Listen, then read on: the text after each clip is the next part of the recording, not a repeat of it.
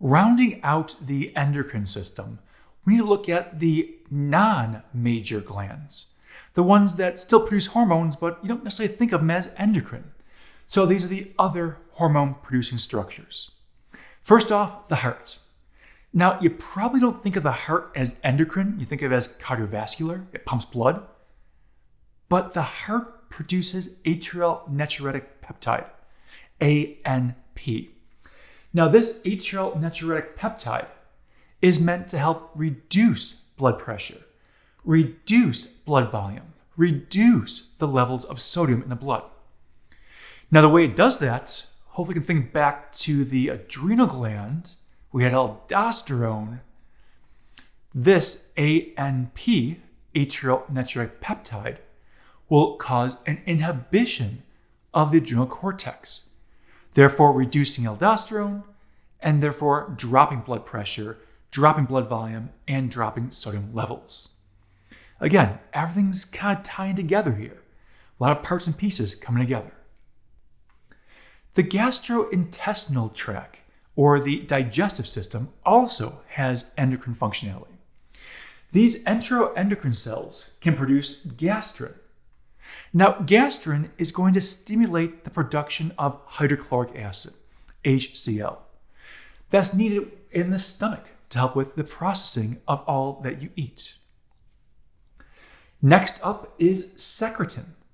Secretin is going to help stimulate the liver and the pancreas in the digestive process. So gastrin, secretin, and then we have cholecystokinin. Now, cholecystokinin is going to be helping to stimulate the pancreas, the gallbladder, and the hepatopancreatic sphincter. So 3 different hormones coming out of these enteroendocrine cells of the GI tract. Kidneys. Now, the kidneys themselves can produce erythropoietin. Now, erythropoietin is going to be something we'll talk more about in the blood chapter. But erythropoietin helps with the production of red blood cells. Secondly, we have renin. Now, I've mentioned that before already.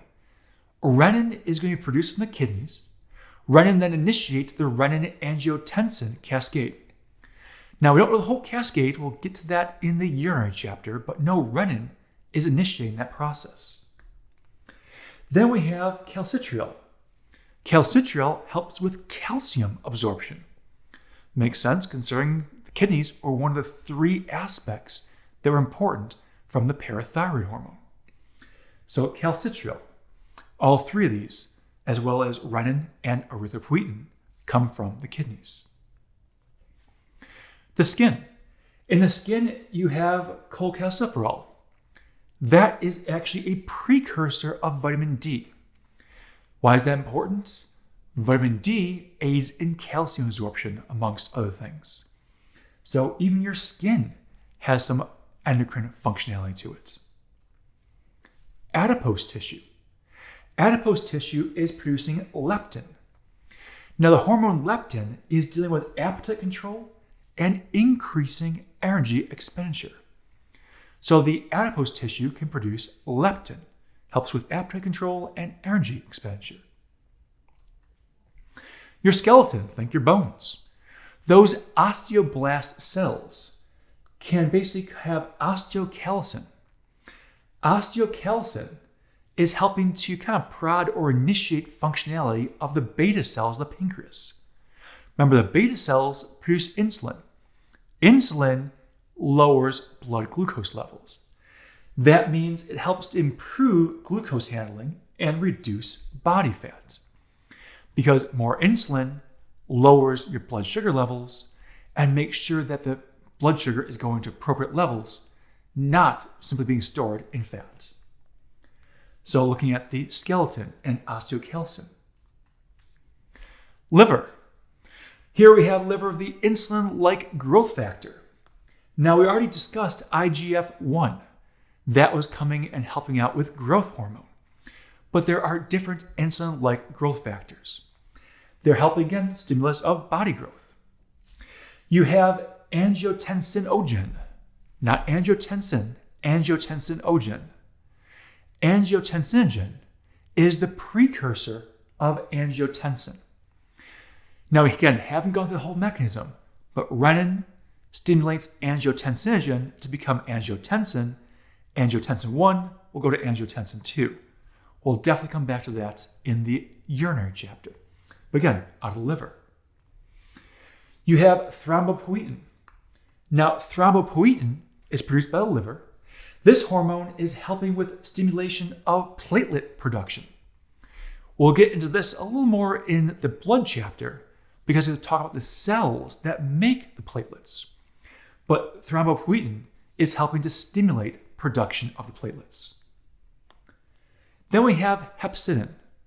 Hepcidin is dealing with iron regulation and homeostasis. Because you have to maintain and regulate a certain level of iron in your blood, as well as storage in your body. Iron is kind of important considering iron is needed to make hemoglobin. Hemoglobin is part of your red blood cells. That's what transports oxygen and carbon dioxide. So hepcidin and thrombopoietin. Next up is the thymus gland. Now this one, a lot of times can slide into the main 9, the thymus gland. It's located just superior to your heart. The larger it is, the younger you are. Because this is the largest when you're the youngest, and it slowly atrophies throughout your life. You have thymulin, thymopoietins, thymosins, all dealing with development of T lymphocytes. Now, lymphocytes is a type of white blood cell. These T lymphocytes are helping to fight off infections, helping your immune system. And here you can see the thymus. It's located right here, just superior to the heart, nestled in between the lungs. Now, the thymus will be the largest when you're a young child. It does atrophy throughout your adulthood. So the thymus helps with immunity, but as you grow up, as you age throughout childhood, your immune system gets stronger and stronger. So the thymus doesn't have as much functionality or necessity to it. So it's one of those organs where it's kind of weird, where it's the biggest when you're the smallest, and as you grow, it gets smaller. So that's the thymus gland. So that's a wrap on the endocrine system, from the major glands to the maybe not so major endocrine glands, but still important in their own right. Plenty of different glands in your body produce hormones. From the ones you think of, pituitary, thyroid, adrenal glands, to ones you might not think of as endocrine, heart, adipose cells, your bones, but they all play important roles. So the endocrine system, all interconnected, so much of it's working together with regulation and functionality.